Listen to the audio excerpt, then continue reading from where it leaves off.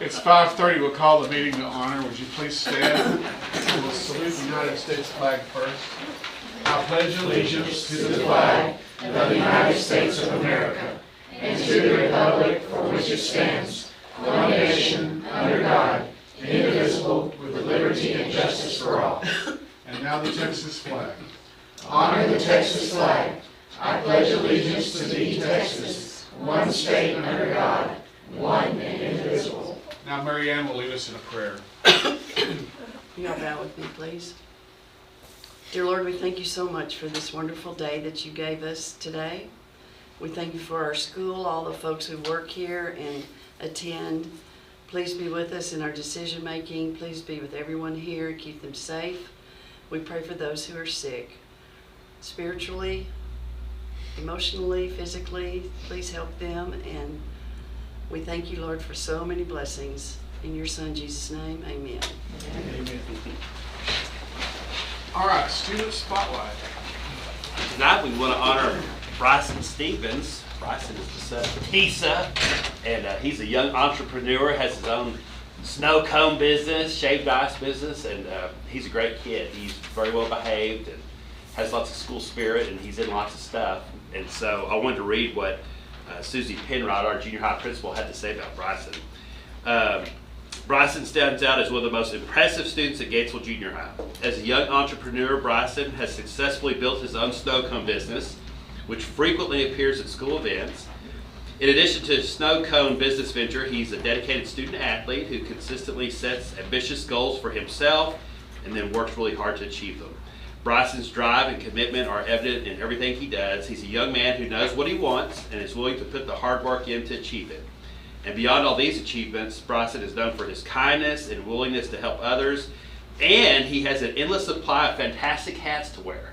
So every Friday when they have hat day, Bryson's got another cool, neat hat to wear. So we're all very proud of Bryson, and I want to honor him tonight with a certificate and get his picture in the newspaper. And did you have any words, Bryson? I'm just teasing. Bryson, come on up. Y'all give him a hand.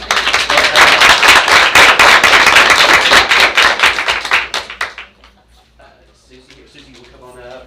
Tisa, do you want to take a picture? No, thank you. You sure? I'm good. With the waterworks at Yeah. all? No.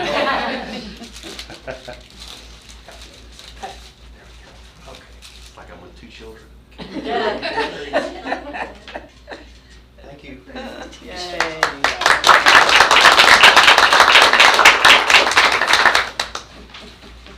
All right, next we got a couple of hardworking employees in Chris Morell and James Strong. These guys, there are paraprofessionals out at DAP and Wings, and they put in a lot of hard work and effort with those kids, and they're really good with working with students that are, a little bit at risk. Sometimes they're not in the greatest of moods, and they really build strong connections with them. And so Pam Williams wrote a really nice recommendation here. First, about Chris, she said he has a remarkable ability to build genuine relationships with these students and help them find success. He works tirelessly to support them academically. He does small group sessions, teaches character traits, and empowers them to make better choices. His efforts to ease students' transition back to their home campuses are really invaluable. Chris stays in communication with students even after they return to their regular classes. His dedication and follow-through is a testament to his passion for helping those kids be successful. And likewise, James Strong has truly demonstrated his dedication to building successful relationships with kids, academically and personally. His commitment to maintaining our building in top-notch conditions also commendable. I'll drive by like on a Sunday and see James weed eating, which I always like to see. He provides our students with a nurturing and inviting environment to learn and grow. He also plays a crucial role in helping them back to their campus. He works to instill important character traits in our students, and he even stays in communication with them after they go back, just like Chris. So we want to honor Chris and James both for all the hard work they do.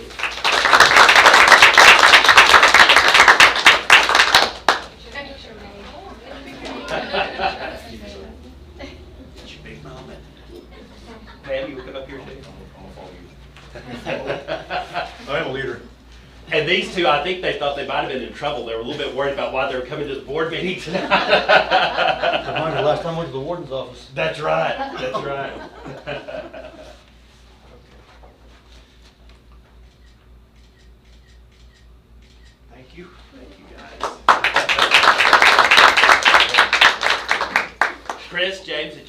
say anything, or? To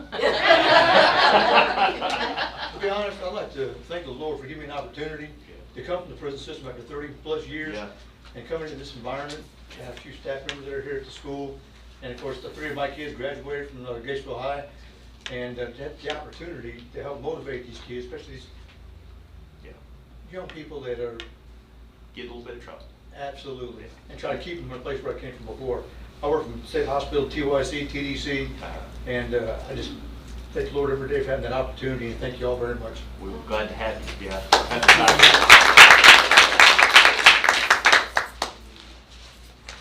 Good job, Thank y'all for coming. Do we have anyone here for the public comment? Okay, then we'll go to the consent agenda. The consent agenda is an agenda of items that are, I'll get myself to scroll here.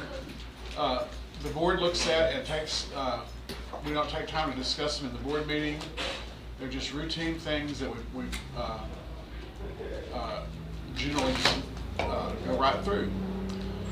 Minutes of the September 23rd board meeting, financial statements in September 30th, bills and payroll, budget amendments, vital signs report, food service report.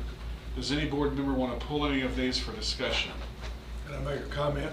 Go for it. Looking at our attendance percentages for the, so far, they really look good. They're up 95, 96%, and that's a good number. We had one class that's kind of lagging behind, but rather than that, they were all really good. Great job, principals. Okay, summer feeding report. Did y'all vote on it? We did. We need to vote? Yeah. Okay, Consent do I hear a agenda. motion to vote for the consensus? Okay, I'll Mary make a Ann. motion. Second, Charlie. All in favor? Okay, now we go. Summer feeding. All right, good evening, everybody. Every year we have to come and bring you a report to tell you how our summer feeding program went, and I have to commend Megan and all her group because they do a wonderful job of feeding all of our kids throughout the summer. I don't know, I figure most of you know this, but we feed anybody in the community 0 to 18, and they can come get breakfast and lunch for most of the summer. So that's a lot of work that they put out and a lot of kids that they feed. So this past summer, we served 12,728 meals, and that was over a 38-day period.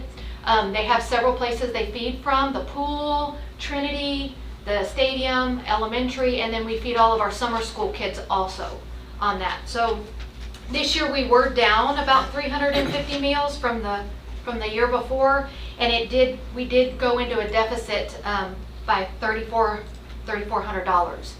And so we do think that's because participation was a little bit down this year. We didn't have as many summer school days as we normally do the year before, so we didn't feed as many kids here at the school.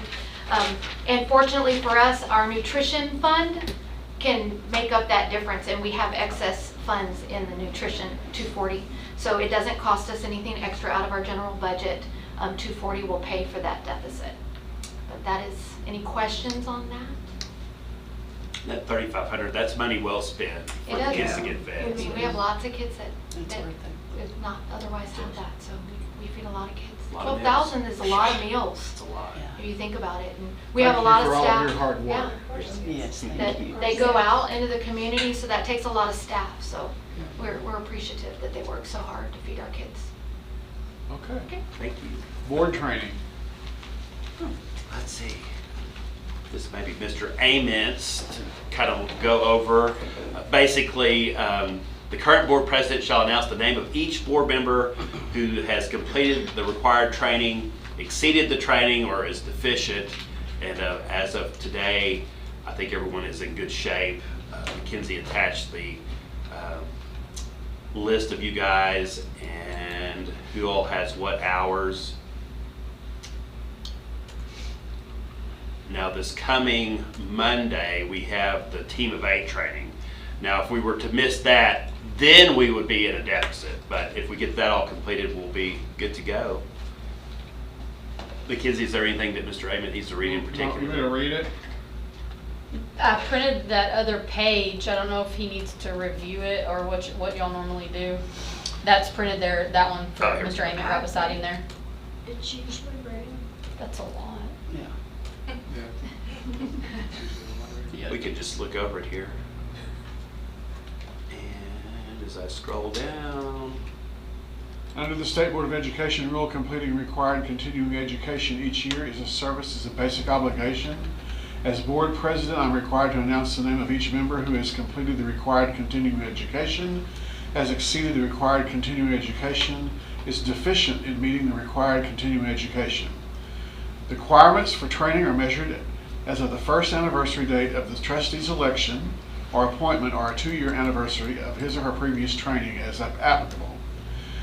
There are 7 training areas for board members: local district orientation, orientation to the Texas Education Code, post-legislative update to the Texas Education Code, team building, additional continuing education, evaluating student academic performance and setting goals, identifying and reporting abuse, trafficking, and other maltreatment of children, and school safety.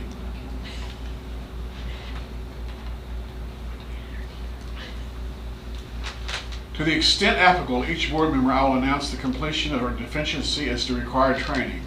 For members who still have time remaining to complete required training, I will announce those board members who have scheduled timely training and those who have not yet scheduled training. At the conclusion of this announcement, I will announce any board members' training in excess of the required.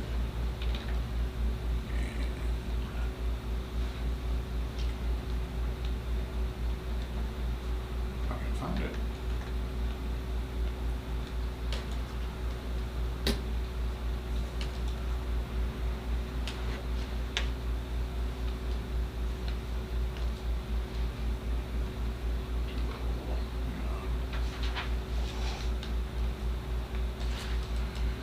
Okay.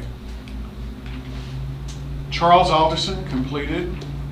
Charles Ament, exceeded. Calvin Ford, completed. Lloyd Hobson, completed. Cheyenne Kaiser, completed. Marianne Lieb, exceeded. Linda Maxwell, exceeded. So I report that to our superintendent. anyone not completing will be publicly shunned. All right, dissemination of the framework for governance leadership. So again, the board president annually distributes the framework for governance leadership, also known as the framework for school board development, to all the current members of the board and the superintendent. This document is included in our packet each year at the October meeting and distributed to new board members as part of their local orientation. Luckily this year we don't have any new school board members because our incumbents ran unopposed, and so I don't know that there's really much else that we need to do. And there it is. Shall I read it? Framework for school board development. Preamble. The mission of the public education system of this state is to ensure that all Texas children have access to a quality education that enables them to achieve their potential and fully participate now and in the future of the social, economic, and educational opportunities of our state. The Board of Trustees is the governing body for the Texas public schools. To effectively meet the challenges of public education, school boards and superintendents must function together as a governance leadership team. These include adopting vision and goals, systems and processes,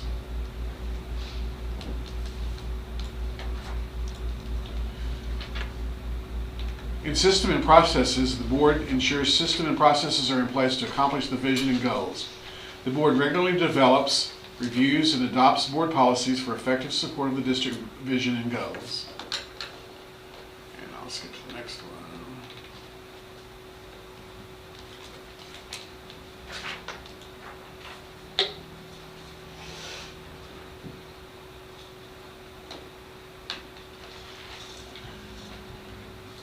I'm going to go to one that's important. I'm not going to read all of these because it takes forever, but on synergy and teamwork, which I think we have here in our district. The board's duties are district, and the board works effectively as a collaborative unit and as a team with the superintendent to lead the district in fulfilling the vision and goals. We recognize the district's role in establishing the vision and goals. We remain focused on the goals and priorities. Annually evaluate the performance as a team of our superintendent. Make decision as a whole at properly called meetings and recognizes that individual members have no authority to take individual action in policy or district and campus administrative matters. Respect the right of individual members to express their viewpoints and vote their convictions and honor the decisions of the majority. Develops teamwork, problem solving, and decision making skills as a team with its superintendent. Understands and adheres to laws and local policies and respects the superintendent's responsibility to manage the school district. Adopts and adheres to the established policies and procedures for welcoming and addressing ideas and concerns from students, families, staff, and community. Establishes and follows local policies, procedures, and ethical standards governing the conduct and operations of the board. Understands the leadership role of the board president and adheres to local policies and procedures about the duties and responsibility of the board. So we take those very seriously as a board. One of the things I find interesting is that people will call board members and then we'll communicate with each other, maybe about a concern or something that they have. We as board members have no business whatsoever in the daily operation of the school. That is the authority of the principal on the campus, and those people are managed by the superintendent. But we do take things from the community and write them down and share them with our superintendent, who can then share them with the rest of his administrative team. But I, as president, or anybody sitting on the board, cannot tell a principal how to run his campus. We can't tell the superintendent how to run his cabinet. We make recommendations, sometimes from people that we hear from the community, and we get feedback. And I guess if there's a concern about the recommendations never being heard or followed, that we can take action in that way. But this particular board, we're very, very lucky. It gets along well. Nobody in here is agenda motivated. We have an excellent leader. We have outstanding campus principals and administrative staff, and it makes this job really quite easy. Okay, resolution in support of emergent bilingual program evaluation. Bridget and friends. They're not going to come up just yet. They're going to wait just a minute.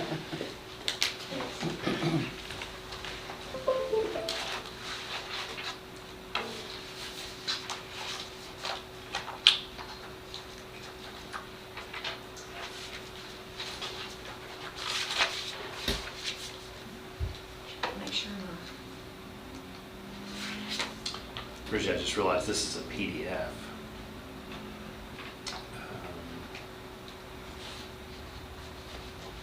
Did you give him the slideshow on that flash drive you just handed him? Oh, no, It's just a it was just for clicker. the clicker. Oh, just for the Yeah. clicker. Yeah. I'll scroll for you. Okay. Our best laid plan, already kiboshed. I tried. All right, so the reason why this is an information item is simply because it's a compliance piece. And I am basically giving you information in regards to the bilingual program from last year. So this will be 23-24 data. All right? And so that was that slide, Barrett. We're going to talk just briefly about the program lingo, because there have been a lot of changes. So anytime you hear the term ESL, of course, we know ESL is English as a second language, but we also are now calling those students EBs, which are emergent bilinguals. And so again, and then on a national level or federal regulations, EL is still a term that we use there as well. So anytime you hear EB, ESL, or EL, we're all in the same group. And so that is describing a student who is acquiring a language, the English language, who has another language that is their primary language at home. Okay? So one of the things that we have to talk about in regards to the expectations of a program review is showing how many kiddos we have. And this is overall in the district. So if you look across from pre-K all the way through 12th grade, we have a total of 159 students inside of the program. You'll also see numbers that are corresponding to an M. An M means a student is now currently being monitored. So we'll talk a little bit about reclassification in just a second, but that tells you that we have 20 students who are basically exiting the program. So if you look at our population kind of by the year, this year alone, and I'm looking at 24-25 data here, we're sitting at 179-ish students. And again, that is including those 20 monitored students that we have to monitor for 2 years after they exit or reclassify. So one other piece is TELPAS. And so TELPAS there, again, lots of acronyms, but Texas English Language Proficiency Assessment System. And this is a test that the kids have to take each spring. They're rated in 4 different domains: listening, speaking, reading, and writing. And then, so they receive a rating for each one of those, but they also receive an overall composite score. And the ratings can start at beginning, go to intermediate, advanced, and advanced high. The advanced high is also the goal, and it's also a requirement in order to be considered for reclassification. So some differences with our young ones: kinder and first grade, they're holistically rated by the teachers that know them best. And so that's really looking at the quality of their piece overall. And then second through 12th grade are, for the most part, computer rated. And again, so they have to have a composite score of advanced high to be just considered for reclassification. So there's another piece to this. But of course, the overall goal is to move them. We don't want them to stay at beginner very long. We want them to move to intermediate and further and further. So if you'll look right here, you're showing some composite results. And again, kids can show growth without moving up in their overall composite. Keep in mind they are tested in 4 different areas. So it's kind of hard to look at and look at numbers, but I do want you to see, if you look at our kids that are showing growth and also staying the same, which staying the same doesn't always mean a bad thing if they're sitting at advanced. But if you look at the green, which is from this last year, we had 105 students overall that increased or stayed the same. That means only 16 students decreased in a level. So that's pretty impressive, and that also shows you have different students that have different desires. Like if you think about speaking, a lot of kids don't like to go and speak in front of people, especially if it's a second language.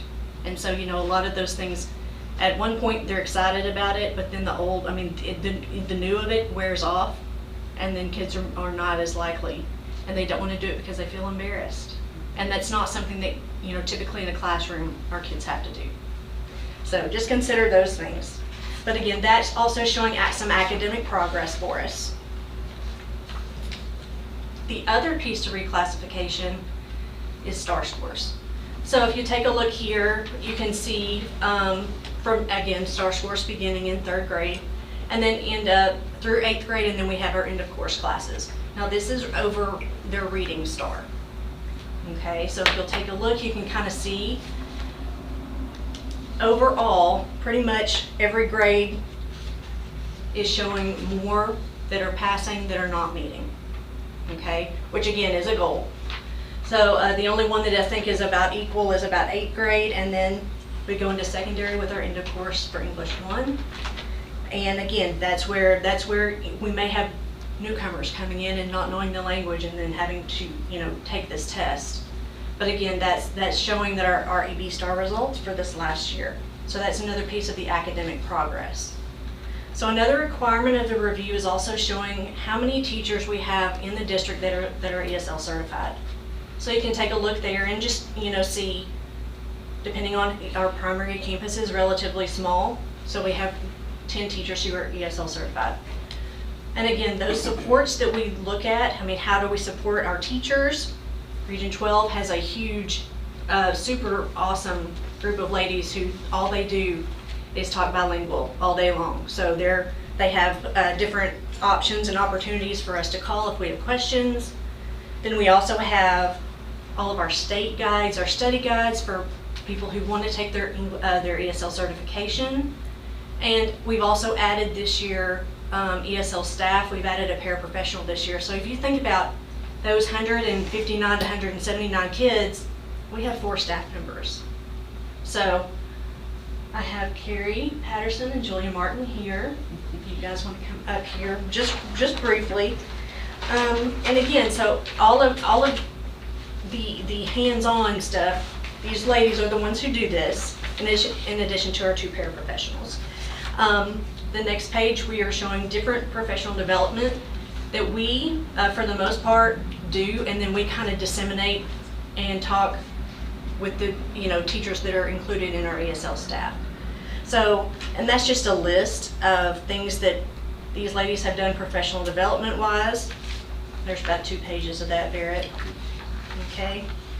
And then we're going to talk a little bit about the program.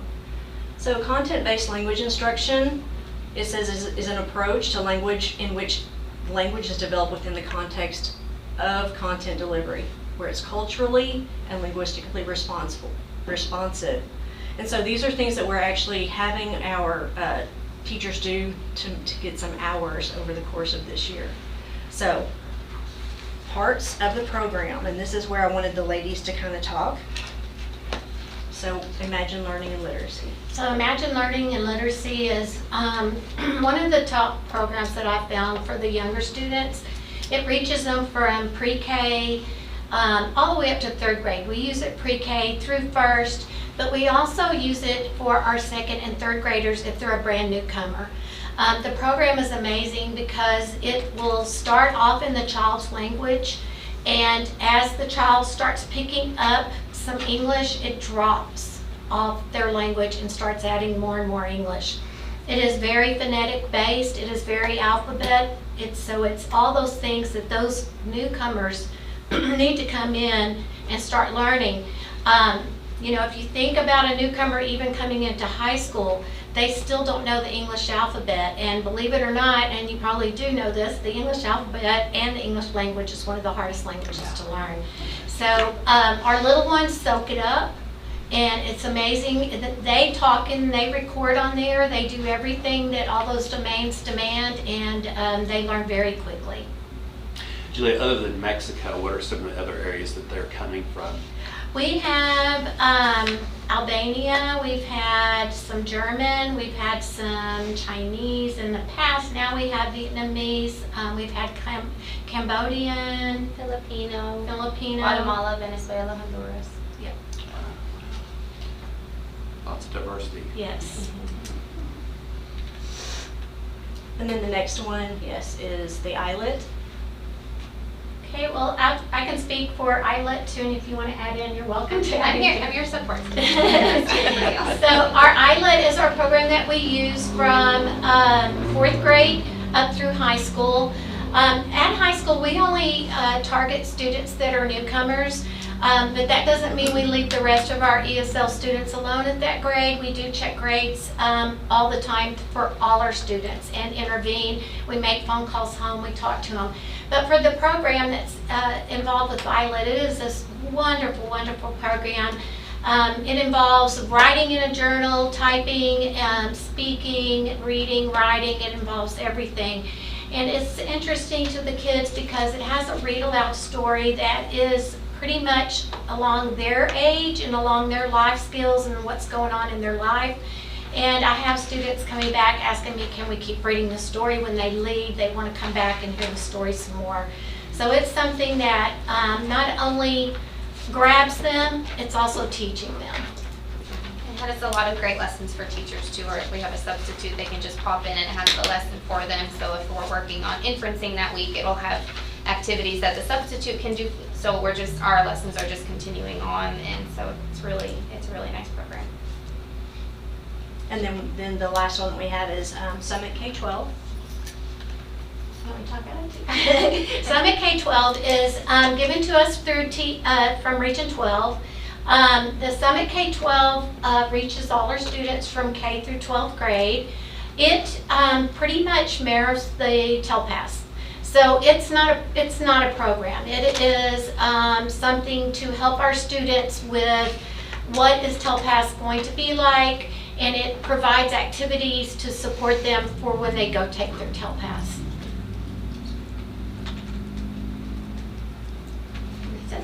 Okay. And one of the neat things about that, I thought, is the fact that our kids have to record themselves. So they have anywhere from 45 seconds to 90 seconds to speak. And then if they can, listen and decide if they like that one and if not. But this program actually allows them to get the 2 chances that they would normally have, like what they do on the actual telepass. And it does the little tricks. For instance, the Summit K-12 mirrors the telepass bias. Once you click that button, you better start recording, because it starts immediately. And to teach some of those students that they need to just go ahead, click again, really helps them when it does come down to telepass time. All right, so last few things, thank you ladies, I appreciate it.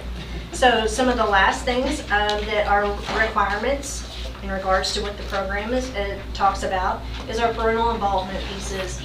We recently, in the last 2 weeks or so, we ended up having a internet safety night at the junior high school, specifically geared for our EB families. And so, that takes a lot of work and a lot of, pulling different people from different places and getting them there at one time. And so I do appreciate all of our staff who were willing to help us out in that regard. We actually had that on October 8th, and we had about, I would say 40 parents or so, and I think we had that many kids too. And it was just a really good hour and a half that we spent together. So that's definitely one of our goals, is to increase that parental engagement piece. We also, some of our paraprofessionals, they often do make a lot of phone calls home to parents in regards to all things. I mean, whether it be Johnny left his backpack, to we don't have, signed this, that, or the other, or someone's ill at school. They really kind of run the gamut in regards to just communicating with home. And then also at the end of our summer school program, we do have our fiesta to celebrate. That they end up actually getting to have a little bit of summer. So the last thing in there that I have is just as we're looking at our program, we kind of created some goals, and we want to ensure that those 3 programs that the ladies spoke about are being used as supplements to bridge our language barriers. We're also wanting to make sure that our EB kiddos, their academic progress is equitably measured by setting those expectations that are in proportion to the students' proficiency levels, making sure that our staff is updated on all things new in regards to EB, and then also improving the communication through our family engagement activities. We also wanted to make sure that, no, I guess that's it. That was the last one, correct? Yes. Okay, so that's pretty much it in a nutshell. Like I said, it's just an information item for you guys, not anything you have to vote on or discuss, but we wanted to fill you in on our program and where it stands right now. I want to add 2 things. I wanted to thank Julia. Where's Julia? There's Julia. She's been doing this for 40 years. And 41 now. this was 41. I had to beg her to come back to do 41 to kind of train us and hand the ball off to some other folks. But Julia's been kind of the whole department, and to have that many years in, we're sure proud of her and glad she came back to help us one more year. And Thank you. then we'll gladly let you retire. Oh, thank you. And, but also another number to look at is in 2nd grade, we have 19 kids. Oh, yes. And if you hit one more, 20 is the magic number, that triggers the full-blown bilingual program. And so those are 19 Spanish-speaking, Yes, sir. all the same language. So if we get one more, that's a lot of work. And so. And Barrett, may I add, for years, I kind of was always scared of that, but now it's really not that big of a deal. It's just what's eventually probably going to happen with our population growing as big as it is, and it just starts off small. Yeah. We get to take baby steps, so if we actually do reach the bilingual, we will start with the program in pre-K, and then each year it's added. And the reason why they don't start at the 2nd grade where it's high, they start down at pre-K. And TEA's theory is that our district's big enough to have bilingual, we just need to build it. And so they just start down with the younger kids and just keep building up until it reaches up where we're, are. And the only thing about bilingual that's scary is just finding that jewel of a teacher that can do the teaching on the bilingual part. But we have a few available already in our We have district. So. 2, I believe 2 that are certified in the district. Yeah. And so that'll buy us a little bit of time. So not too scary.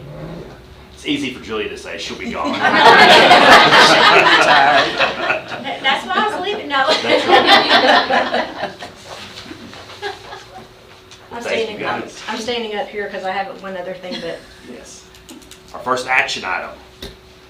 All right, so completely switching gears. I'm coming to you this afternoon just simply stating that we are attempting to receive a Purple Star designation. Currently, there are about 331 campuses across Texas who have this Purple Star designation, and it recognizes Texas schools that show support and commitment to meeting the needs of our military-connected students and families. And again, our goal is to add all 5 of our campuses to that number. We have a really good relationship with all of our adopted school units, so we have 5 of those. And then we also have a good line of communication with the North Post Community Council. And so, you know, if you think about it, I looked it up, Region 12 has over 33,000 students that are military connected. And also, I was just looking up information, the U.S. has 1.6 million children with a parent that's either on active duty or in the reserves. So, I mean, it just kind of makes sense with our proximity to where we are, that we attempt to apply for this Purple Star designation. So in order to do that, we have to take steps to be able to apply. And so one of the first things is that we pass a resolution showing support for our military-connected families. So, you know, in front of you, you have a resolution to support the military-connected families. If we did receive it, you know, a designation would last 2 years, and then we would reapply. And then there are several other steps once we are allowed this resolution to pass, as far as on the campus level. So that's kind of our plan. So tonight I recommend that the board adopt the resolution supporting military-connected families. Do I hear a motion? Linda, second. Mary Ann. Any further discussion? All in favor? Okay. Thank you. Improvement Sounds plans. great. Yancy. Every year, I come to you with the district and campus improvement plans. Mentioned earlier that y'all work with Dr. Pollard to create the district goals. We take those district goals, we combine that with our comprehensive needs assessment process, where we're looking at district needs, campus needs, and it's actually a year-long process, a continuous process. Starts in February, another meeting in June, and then another meeting in August or September, where we develop our campus improvement plan and our district improvement plan, and we have completed those at our last meeting a few weeks ago, and so I'm here tonight presenting you the 2024-2025 GISD district and each campus improvement plan. We can go over each one if you would like, or we can answer questions about them, but the recommendation is to approve the district and campus improvement plans that we've submitted for the 24-25 school year. Just a comment as a former principal, the improvement plan was always interesting to me because I kind of developed it from the back end. I sat down and made a comprehensive list of everything that I knew that was going on my campus, and then I made sure it was in the improvement plan. So if you read one of these things, you'll see why being a principal in the state of Texas or in the nation is a massive, massive responsibility. You can look at any one of these improvement plans and say, how can any one person juggle this many things in a certain year? So you principals are to be commended. Been there, done that. Absolutely. I second that. Oh, do we have a motion to accept the improvement plans? Mary Ann? Thank you. Second? Okay, and any further discussion? All in favor? Good. Thank you. Authorized representatives.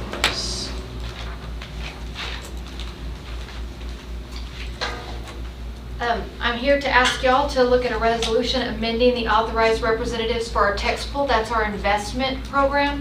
And I just need your approval to remove Mr. Frazier from it and add myself. And then we're also like to add Lucille as just a person who can make an inquiry. If you look at the paperwork, Dr. Pollard is on there. He is already on there. We just have to write it on there again. So if y'all are okay with that, it's our recommendation that you allow us to do this so I can take care of the investment pool. Do I hear a motion? Okay, Linda, a second. Charlie, Mary Ann, okay. Any further discussion? All in favor? Okay. All right. MOU with Angelo State. Yeah, Angelo State, they've been wanting to partner with us for years. I get things in the mail and emails, phone calls, and so we've been exploring them more, and they seem like a really good university system to partner with. And so we're really thinking about handing off the senior year government and economics that the seniors currently take with CTC, letting Angelo State do it. And so we feel like that their courses are maybe a little bit more transferable, and they seem to have a really good structure in place, a good system, and it's cheap. The cost for the kids is $50 per credit hour, so $150 for a 3-hour course. And then, of course, the economically disadvantaged kids that are considered fast kids, they get it all for free, including the textbook. And so it's a really good deal. We've been in meetings with Jeannie Collins. She's the teacher at the high school that basically proctors the course. And so there's a professor kind of behind the scenes over the class, but Jeannie does a lot of the nuts and bolts daily instruction. She's really good. And she's excited about that. And so there's no minimum number of students to make the course, but we have quite a few seniors every year that takes that dual credit government and economics. And so anyway, we're excited about that, exploring that. And so I would recommend the board approve the MOU with Angelo State so we can get that partnership going. Do I hear a motion? Okay, Charlie, Second. second, Mary Ann. Any further discussion? Becky, did your daughter go to Angelo State? I think definitely it's going to be accepted more widely Yeah. than CTC. Yeah, a little bit bigger program. All in favor? Okay. Jim Turner. Last one, Jim Turner reached out to me. He owns the car dealership in McGregor. And he said a lot of Gatesville people come and buy vehicles from me. He said, I really feel beholden to the community to do something for you guys. And so very generously offered, he said, well, if you can make us an official sponsor of GISD, he said, I'd give you $30,000 right up front for a 5-year basically agreement that we would put his little signs up saying Jim Turner, official sponsor of GISD. And so we thought that was a very generous proposal. And so I've been going over that with Coach Phillips and Coach Hunter, and they think it's a great idea. We would probably use that money for the baseball and softball programs. Specifically, we've been needing some covered batting cages. And so we would like to use some of that money towards getting them covered, lit batting cages for both the girls softball and the boys baseball. So that's just kind of preliminarily how we would spend the money. And so anyway, Jim's very gracious. I met with him, and we would probably have the presentation at the last home game, which I believe is November 1st against Robinson here. So during halftime or before the game, we would have the kind of the presentation with Jim or one of his representatives and make it official. So I would recommend the board approve the sponsorship agreement with Jim Turner and allow me to sign any documents to finalize the agreement. He has like little MOUs and things like that. I'll make the motion. Motion, Mary Ann. Do I hear a second? Linda? Any further discussion? Okay, all in favor? It's approved. And now it is 6:14 and we are dismissed into executive session.